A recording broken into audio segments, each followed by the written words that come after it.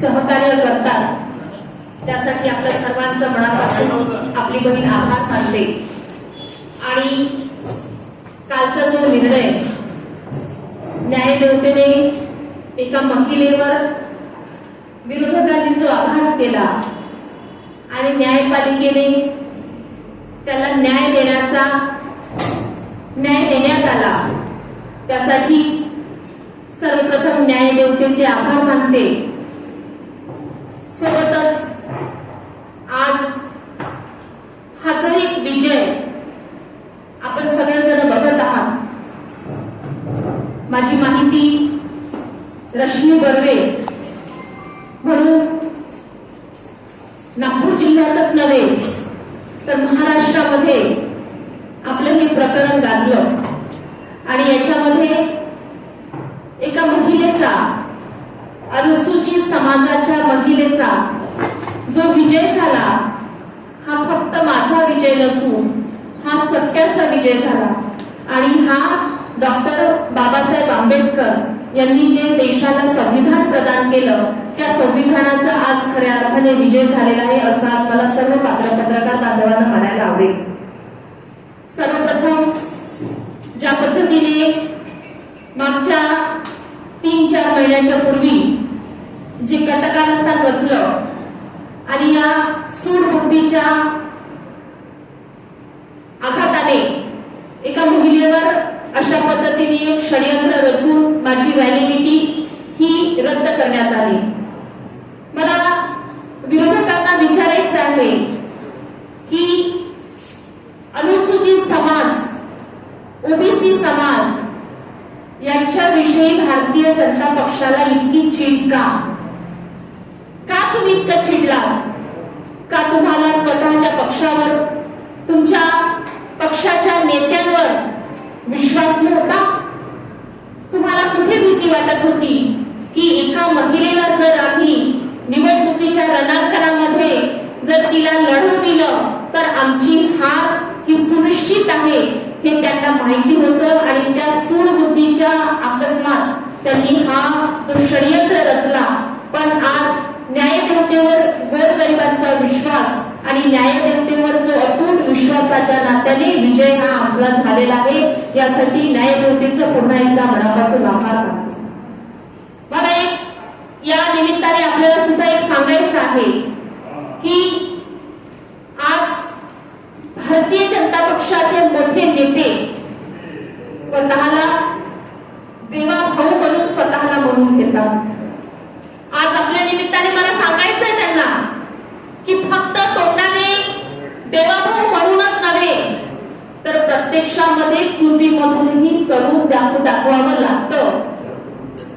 आणि आज ते त्यांनी कुठल्या प्रकारचा एक निरागसपणा त्यांनी जो दाखवला याला कुठेतरी एक लज्जा यायला पाहिजे। आज मला मनापासून आपल्या सर्वांचा आभार। ज्या निकषापोटी आणि जितक्या तात्काळ आणि त्वरितपणे त्यांनी निर्णय जो घेतला हा निर्णय माननीय न्यायदेवतेला सुद्धा मान्य नव्हता। आज आम्ही कुठेही थांबलो नाही। आज कितीही त्यांनी रश्मी बर्वेचा फॉर्म जरी कट केला, माझं नामांकन जरी रद्द केलं, पण जनतेची मेहनत आणि पक्षाचा विश्वास, आदरणीय आमचे बाबूजी केदार साहेब यांचा विश्वास आणि यांच्या विश्वासाच्या बळावर आज आम्ही त्या लोकसभेच्या निवडणुकीला सामोरा गेलो। त्यांना लक्षात आलं की रश्मी बर्वेचं जर आम्ही नामांकन रद्द केलं तर ही कुठेतरी हिचं मनोबल हिचं डाऊन होणार आणि निवडणुकीला यांना सामोरा जाणार नाही। पण त्यांना माहिती नाही की भारतीय संस्कृती आणि भारतीय संस्कृतीमध्ये महिलेला देवीचा दर्जा दिला जातो। एक महिला जर त्या महिलेने ठाणलं तर शून्याचं विश्वामध्ये रूपांतर होऊ शकते आणि त्याच विश्वाचं शून्यामध्ये रूपांतर होऊ शकते। ही आज जागतिक उदाहरण आमच्या महिला भगिनीच्या 4 जिल्हा परिषदेच्या रणरागिणी 5-6 रणरागिणी ज्या आहेत यांनी आणि आदरणीय केदार साहेबांनी आणि नागपूर जिल्ह्याच्या 13 तालुक्यातील माझ्या ग्रामीण भागाच्या गोरगरीब जनतेने हे सिद्ध करून दाखवलं।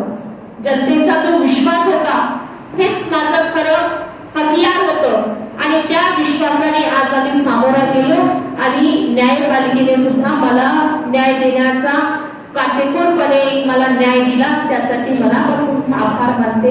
त्याच्यानंतर आपण जे विचाराल ते मी सांगते. ताई, खंत वाटते या गोष्टीची की आज निर्णय उशिरा आला, नाहीतर आज खासदार होता? खंत मला अजिबात वाटत नाही. खंत मला या गोष्टीची वाटत होती की सूडबुद्धीचा वापर केला, षडयंत्र रचलं.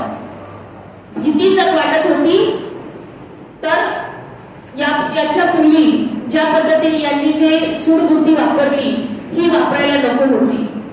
आज माझ्यावर विश्वास होता म्हणून माझ्या पतीला पक्षाने तिकीट दिली आणि 1000 2000 नाही तर 78,000 जनतेने त्यांना निवडून दिलं.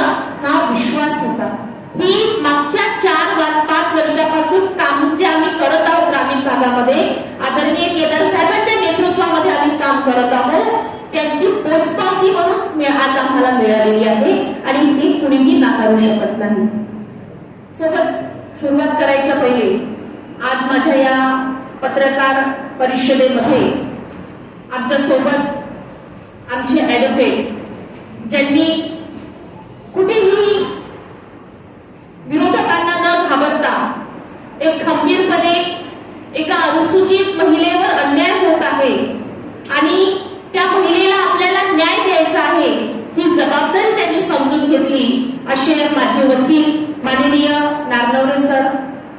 सोबतच या पत्रकार परिषदेमध्ये आमच्या सोबत असलेल्या माननीय जिल्हा परिषदेच्या अध्यक्षा मुक्ताताई कोरपटे, जिल्हा परिषदेच्या उपाध्यक्षा कुंदाताई राऊत, महिला बालकल्याण सभापती माननीय अवंतिकाताई लेकुरवाळे, इथे उपस्थित आमच्या महिला बालकल्याणच्या माजी सभापती उज्ज्वलाताई बोधारे, पार्श्वनीच्या सभापती मंगलाताई निंबोडे, आमच्या प्रियदर्शनीताई भवड आणि उपस्थित सर्व आज माझ्या सोबत पूर्ण जिल्हा परिषदची टीम आहे आणि यांच्या टीमचं खंबीर नेतृत्व आज ग्रामीण भागामध्ये आपण साक्षात बघत आहात. एकीकडे तुम्ही स्वतः देवेंद्र फडणवीस यांच्यावर जे आरोप आता केले आणि दुसरीकडे जर बघितलं तर लाडकी बहिणीचा खूप मोठा वाजागाजा होत आहे या पूर्ण राज्यभरात, कसं बघता याला? हा जो वाजागाजा आपण म्हणत आहात, लाडकी बहीण ही शासनाने योजना ग्रामीण भागामध्ये राबवत आहे. शासनाचं अभिनंदन की लाडकी बहिणीच्या निमित्ताने आज माझ्या महिलांच्या खात्यामध्ये किमान 1500 रुपये जात आहे. पण नक्कीच या 1500नी आपल्या महिलांचं भागत आहे का, हा प्रश्न आपण आपल्या मनाला विचारला पाहिजे. आज साधं तेलाचा पिपा जर आपण बघितला तर तो 2000च्या वरती त्याची किंमत आहे. साधं इलेक्ट्रिक बिल जर आपण बघितलं तर तेही 2 ते 2500-3000 पर्यंत आपल्या घरच्या इलेक्ट्रिकची बिल येतं. आज महिला किती सुरक्षित आहे याचा सुद्धा आपण विचार करायला पाहिजे. आणि याच्यावरून जर आपण विचार केला तर जेव्हा आम्ही अध्यक्ष म्हणून मी रश्मी बर्वे म्हणून आणि जेव्हा महाविकास आघाडीचं महाराष्ट्रामध्ये सरकार होतं, आदरणीय केदार साहेबांच्या नेतृत्वामध्ये महिलांसाठी आपण मानकापूरमध्ये मोठा एक महिला मेळावा आपण करण्यात आला आणि त्याचं एकच आपलं औचित्य हे होतं की महिलांना आत्मनिर्भर करावं, महिलांना औद्योगिक बनवावं, महिलांच्या हाताला काम द्यावं, महिलांना रोजगार द्यावा. आपण 1500 रुपये नाही तर लाखो रुपयाच्या उद्योजक महिलांना बनवणार होतो आणि तो उद्देश आपला होता. हे 1500 रुपये म्हणजे काय, आज आहे उद्या नाही. त्यांचेच नेते मोठमोठ्याने भाषणामध्ये म्हणतात की आम्ही निवडणुकीसाठी ही 1500 रुपयाची योजना आम्ही आणलेली आहे की माझ्या ग्रामीण भागाच्या महाराष्ट्रातील सर्व महिलांनी भारतीय जनता पक्षाला निवडून द्यावं, त्यासाठी आम्ही ही योजना आणली, असं त्यांच्या मोठमोठ्या नेत्यांचं मोठमोठ्या आमदारांचं स्टेटमेंट आहे. हे तुम्ही सुद्धा बघावं. पण महाराष्ट्र हा पुरोगामी विचाराचा आहे, सुशिक्षित आहे. असल्या कुठल्याही योजना आणल्या तरीही महाराष्ट्र त्यांच्या सूडबुद्धीला बळी पडणार नाही, इतका मात्र ठाम विश्वास आहे. हा निर्णय जो आहे हा आमच्या पक्षाचा निर्णय आहे, आमच्या नेत्या आदरणीय केदार साहेब यांचा निर्णय आहे. मी पक्षाची एक सच्ची कार्यकर्ता आहे. पक्ष मला जी जबाबदारी दिली ती प्रामाणिकपणे स्वीकारण्याचा मी नक्की प्रयत्न करेन आणि याच्यानंतर जी काही कोर्टाची पूर्ण ऑर्डर आहे, हा ऑर्डरची पूर्ण माहिती आमचे वकील माननीय नारनवरे सर आपल्याला देतील असं मी त्यांना सांगते.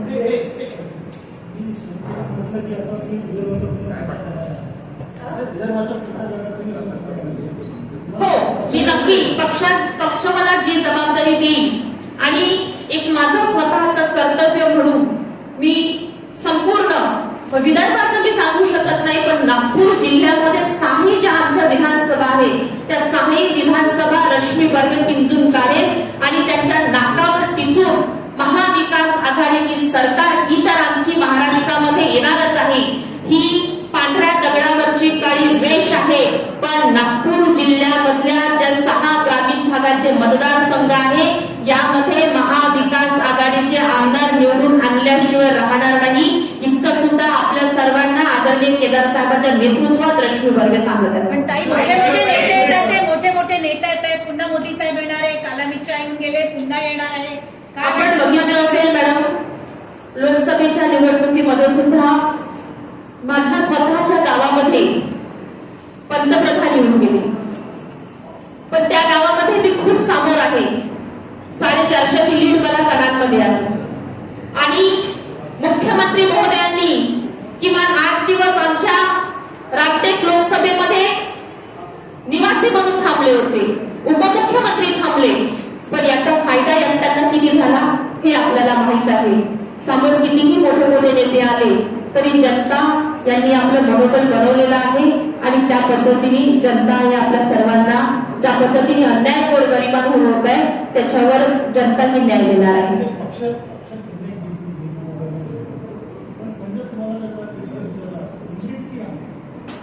माझा निर्णय उमरेड असो किंवा रामटेक असो किंवा आणखी काही याच्यामध्ये माझा कुठल्याही प्रकारचा मी अजूनपर्यंत विचार केलेला नाही. मी पक्षाची कार्यकर्ता आहे.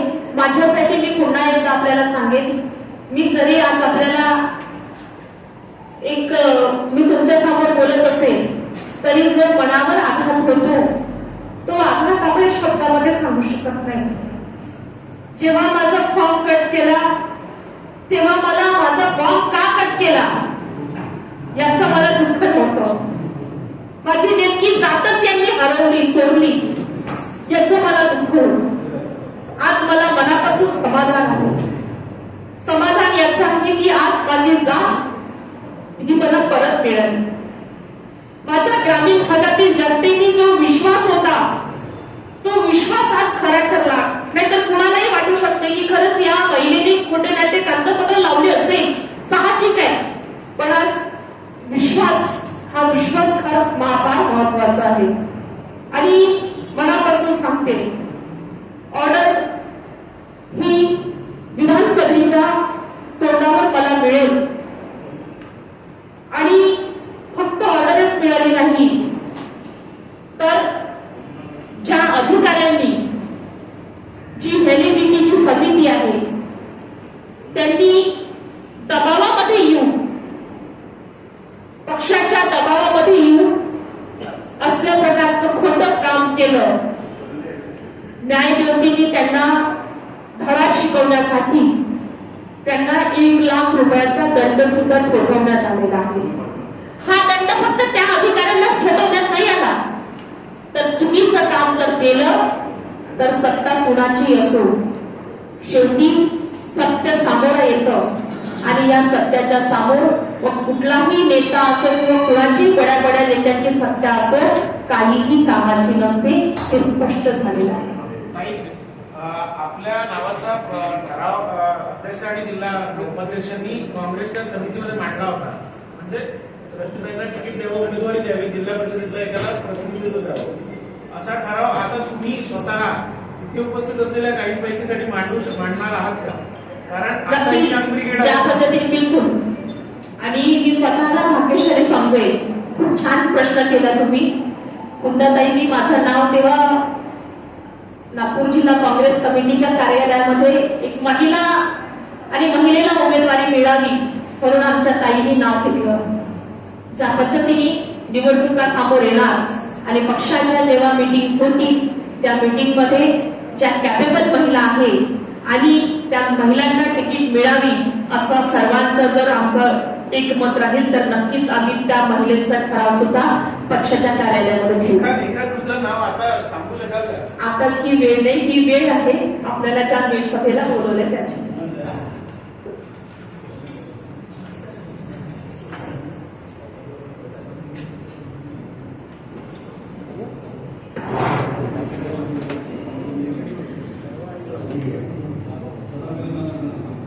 सभी मित्रों को एडवोकेट शैलेश नारायण प्यार भरा नमस्कार। मैं आपके समक्ष इस संक्षेप में माननीय उच्च न्यायालय ने क्या निर्णय दिया है, जजमेंट का ऑपरेटिव पार्ट क्या है, ये सर्वप्रथम आपको सूचित करना चाहूंगा। पहला जो पॉइंट जो माननीय उच्च न्यायालय ने लिया हुआ है वो है जांच पड़ताल समिति ने रश्मि दलवे मैडम की वैलिडिटी कैंसिल की और इस कारण से कैंसिल की थी कि Rashmi Dalve madam schedule caste genuine candidate नहीं है। ये कमेटी का ऑब्जर्वेशन था और बायस ऑब्जर्वेशन था, पार्शियल ऑब्जर्वेशन था या मोटिवेटेड पॉलिटिकली मोटिवेटेड ऑब्जर्वेशन था। इलेक्शन के दृष्टिकोण से एक सप्ताह के भीतर ही इनके वैलिडिटी की जांच पड़ताल हुई, इंक्वायरी हुई, पुलिस विजिलेंस सेल रिपोर्ट रात को 11:15 बजे दी गई ईमेल पर। सुबह दूसरे दिन 10 बजे इनको समिति के सामने उपस्थित रहने को कहा गया। 9:45 बजे जो है उपस्थित रहने को कहा गया और 10 बजे इन्हें नोटिस मिला। ये सब जो है कोर्ट को दिखाई दिया कि इस प्रकार से भयंकर षड्यंत्र किया गया। तो सर्वप्रथम माननीय उच्च न्यायालय ने कमेटी के ऑर्डर को कैंसल कर दिया कि वो इलीगल है और अनकॉन्स्टिट्यूशनल भी है। इसका जो ऑब्जर्वेशन में जो रीजंस दिए गए हैं, जजमेंट 126 पेजेस का है, चाहे तो आप जो है उसे पढ़ सकते हैं। मैं जजमेंट के डिटेल्स में नहीं जाऊंगा,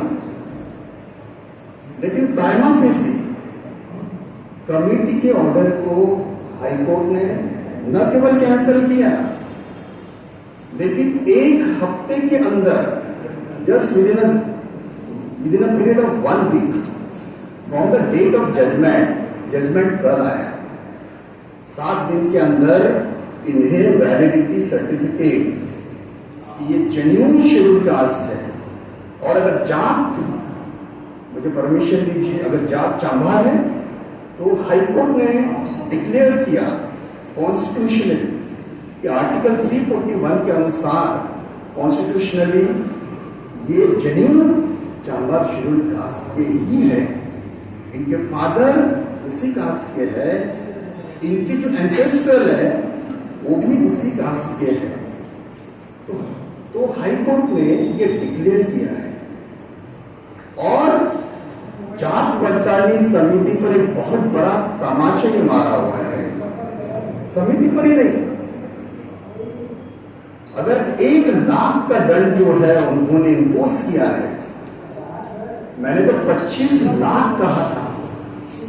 जजमेंट के पहले भी मैंने प्रेयर में 25 लाख हर मेंबर को जो है इम्पोज किया जाएगा और जजमेंट डिलीवर्ड होने के बाद में भी जो है माननीय जज को मैंने कहा कि ये 1 लाख तो बहुत कम अमाउंट है लीगल है, 25 लाख इन पर दंड होना चाहिए।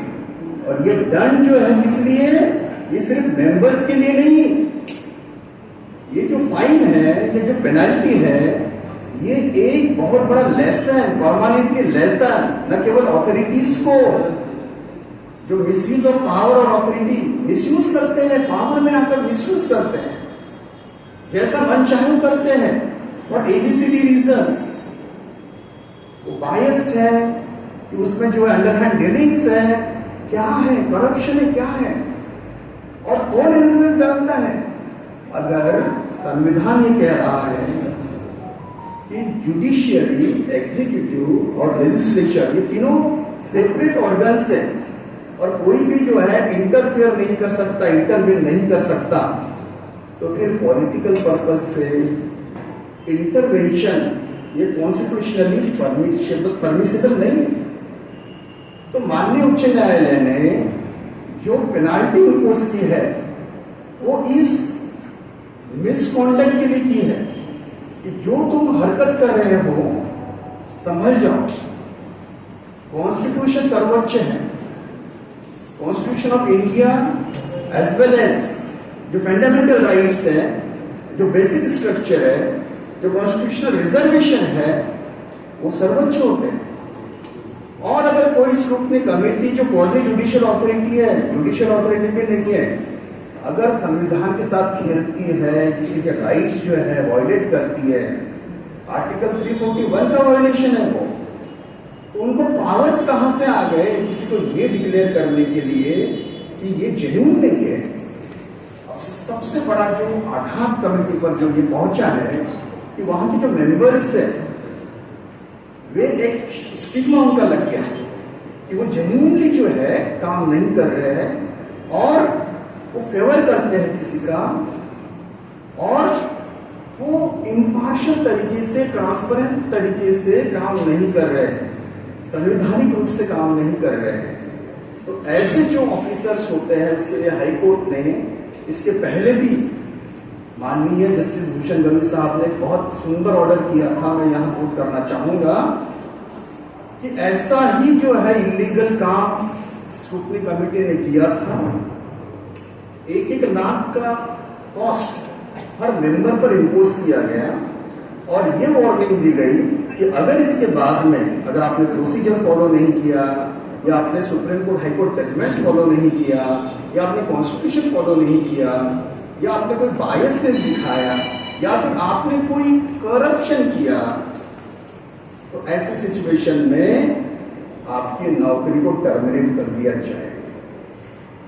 ये इतना भयंकर ऑर्डर जो है माननीय भूषण गवई साहब ने किया था, और उसी ऑर्डर को मद्देनजर में रखते हुए माननीय उच्च न्यायालय ने रश्मि बर्वे मैडम की केस में ये ऑर्डर पास किया, और ये भी जो है वहां पर वार्निंग दी गई है कि इसके बाद में कोई भी स्क्रूटनी कमेटी या कोई भी पॉलिटिशियन संविधान के साथ में खिलवाड़ नहीं करेगा, इंटरफेयर नहीं करेगा, और अगर करेगा तो माननीय उच्च न्यायालय और माननीय सर्वोच्च न्यायालय, जिसे कस्टोडियन ऑफ कॉन्स्टिट्यूशन कहते हैं या protection of fundamental rights of common citizen कहते हैं, बिकॉज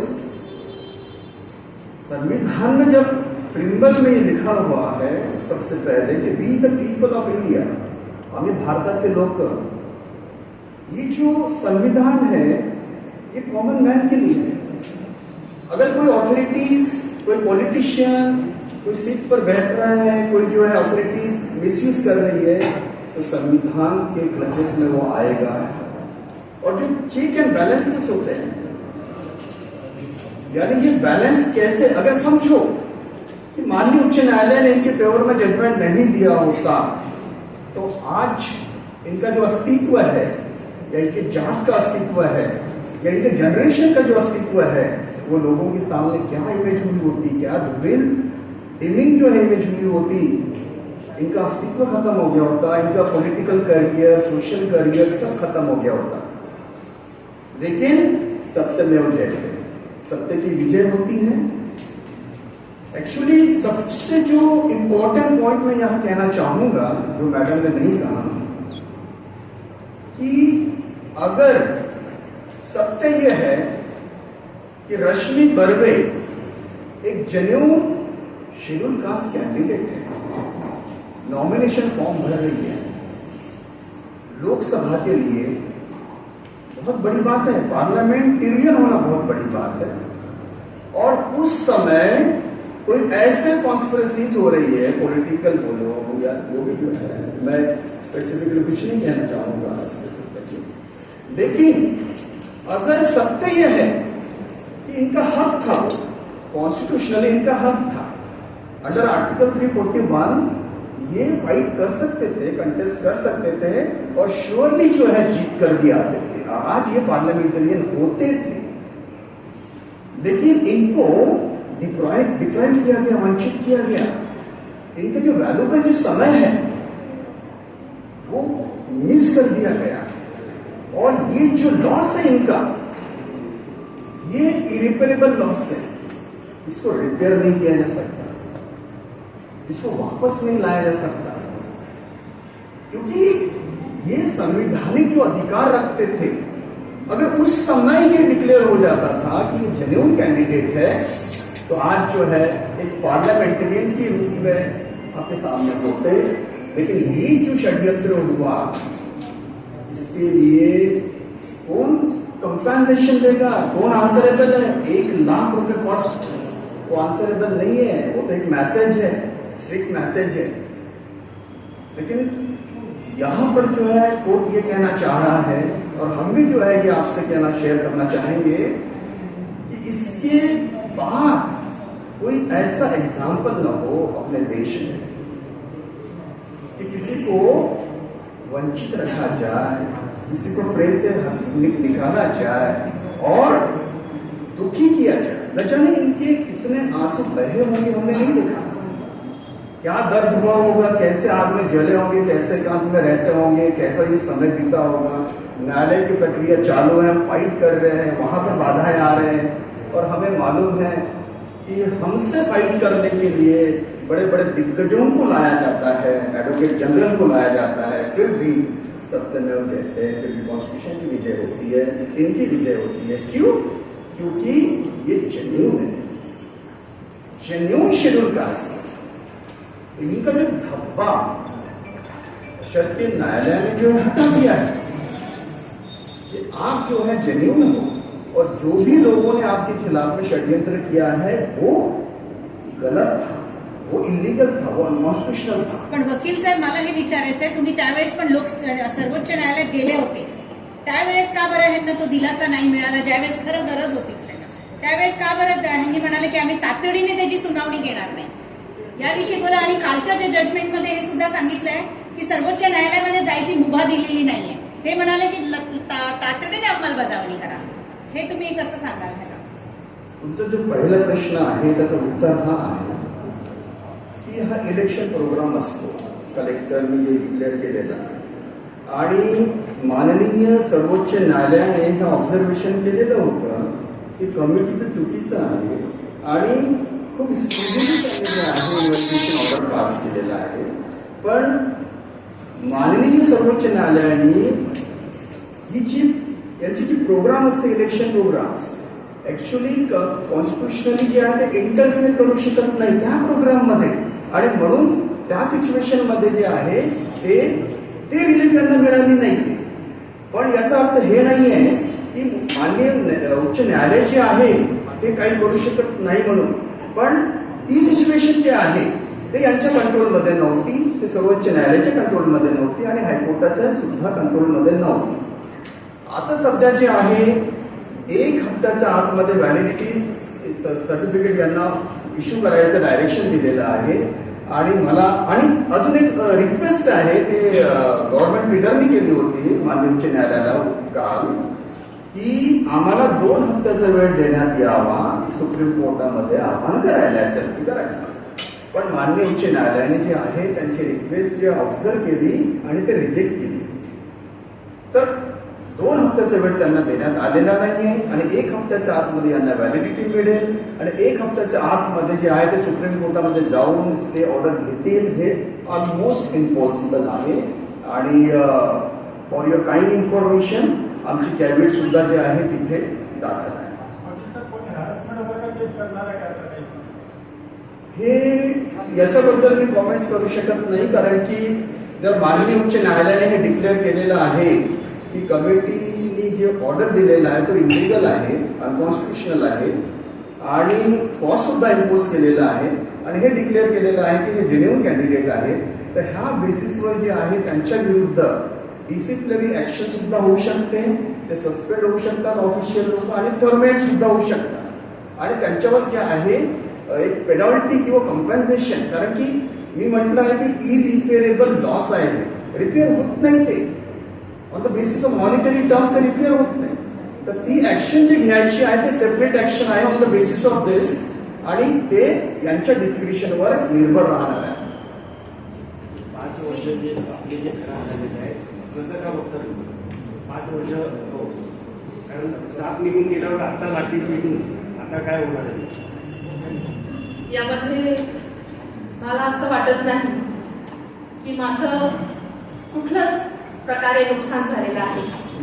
जो भी होता है कुछ ना कुछ ऊपर वाले ने कुछ अच्छा ही लिखा होता है और आप सबको मैं ये भी बताना चाहूंगी कि सत्य परेशान हो सकता है लेकिन सत्य पराजित नहीं हो सकता.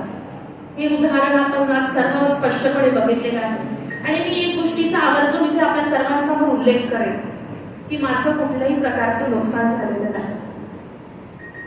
ज्या कठीण वेळेतून मी निघालेली आहे त्या वेळेने मला शिकवलं आहे की आपल्याला कुठल्याही कठीण परिस्थितीचा सामना कसा करायचा आणि नशिबामध्ये जे असतं ते स्पष्टपणे आज झालेलं आहे.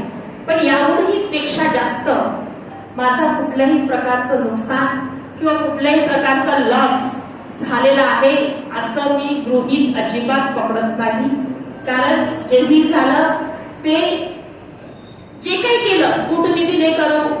आम्ही भारतीय संस्कृतीच्या महिला लहानपणापासून आईनी वडिलांनी जे संस्कार दिलेले असतात आणि कुणी आपल्यावर मागून कितीही आघात केला तरी आपल्या मनातून कुणासाठीही बददुआ किंवा कुठल्याहीसाठी आम्ही अपशब्द वापरत नाही. या संस्कृतीतून आम्ही येतो आणि आज ज्या पद्धतीने हे जे कटकारस्थान माझ्यावर केलं याच्यापेक्षाही मोठं कटकारस्थान आमच्या नेत्यांवर सुद्धा होत आहे आणि आम्ही ते बघत आहोत.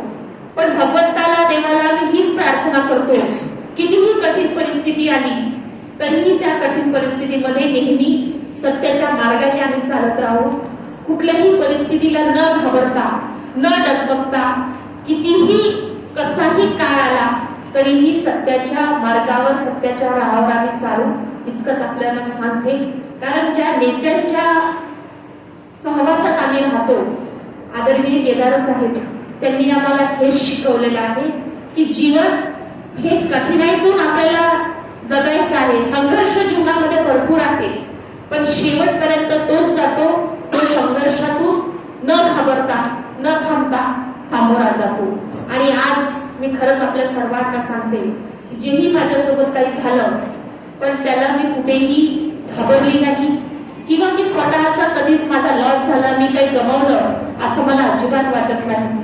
आज नवनिर्वाचित खासदार श्यामकुमारजी बर्वे हे खासदार म्हणून अत्यंत चांगल्या रीतीने म्हणजे मागच्या तुम्ही 20-25 वर्षाचा जर कार्यकाळ बघितला तर तो 20-25 वर्षाचा बॅकलॉग या अख्ख्या 3 ते 4 महिन्यात खासदार साहेबांनी काढलेला आहे, भरून काढलेला आहे.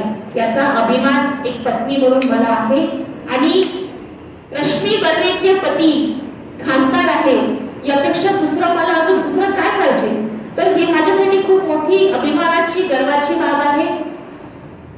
ज्या पद्धतीने विरोधकांनी सूड रचला कट केला पण भगवंत वरती आहे आणि त्याची लाठी जेव्हा बसते तेव्हा त्याचा आवाज येत नाही हे विरोधकांना समजलेलं आहे. मला यावर कुठल्याही प्रकारची टीका टिप्पणी करायची नाही पण मला संघर्ष करून सामोरं